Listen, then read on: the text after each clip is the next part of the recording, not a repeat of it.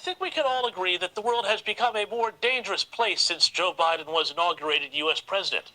But the question we have to ask now is, why? I mean, look at it.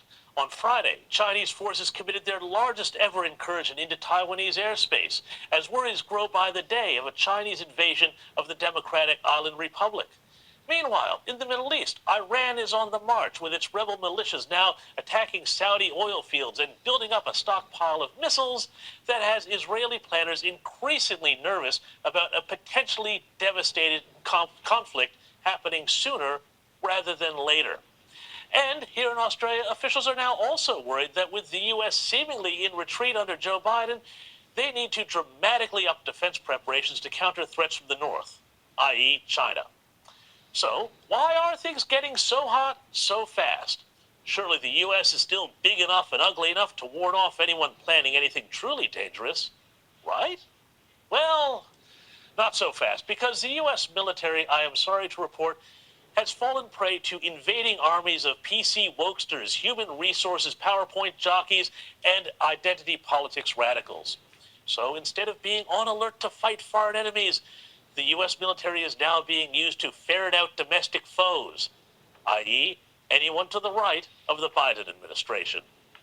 It started with the militarization of the U.S. Capitol by the National Guard due to the supposed and now widely debunked threat of some further alt-right, quote-unquote, insurrection after Joe Biden's inauguration. It moved on to National Guard troops marching down the halls of Congress to criticize a Republican congresswoman after she made comments they didn't agree with. Then the Pentagon ordered a one-day stand-down of military forces across the globe to deal with the supposed problem of extremism in the ranks. Though those who participated in the training say that while the sessions were supposedly all about going after the alt-right, anyone who talked about Antifa or Black Lives Matter and brought up the violence done in the names of those organizations was quickly shut down.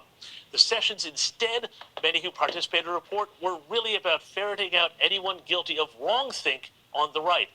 And here's the sinister bit, it also encouraged servicemen and women to report one another to higher-ups if they caught them saying or expressing the wrong things or ideas or opinions. I mean, really, how long is it until the U.S. military goes down the road of the old Soviet Union, where political officers were always on hand to check everyone's thinking and overrule commanders on the ground? But it's not only those within their own ranks. The Pentagon is also going after private citizens.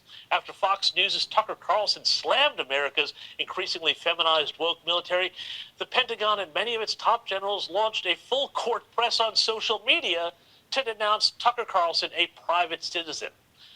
And speaking of generals, have a look at the U.S. Special Operations Command's new chief of diversity and inclusion. Yes, you heard me right. Special Ops has a diversity and inclusion chief, and his name is Richard Torres Estrada. Now, where have we heard that name before? Oh, yeah. Here's that same Richard Torres Estrada on Twitter comparing Trump to Adolf Hitler. Honestly, at this rate, China won't need to defeat America on the battlefield if America under Biden keeps becoming more like China. And that's the danger. If you've been following me for any length of time, you know my motto: go woke, go broke. The U.S. military is increasingly going woke and falling for PC fads and identity politics and narratives that come straight out of the hard progressive left. And that means America's enemies from Beijing to Tehran are not just laughing, but planning. These are dangerous times, and thanks to Joe Biden, they're getting a lot more dangerous. Check this out. I'm going to show you how I afforded this car.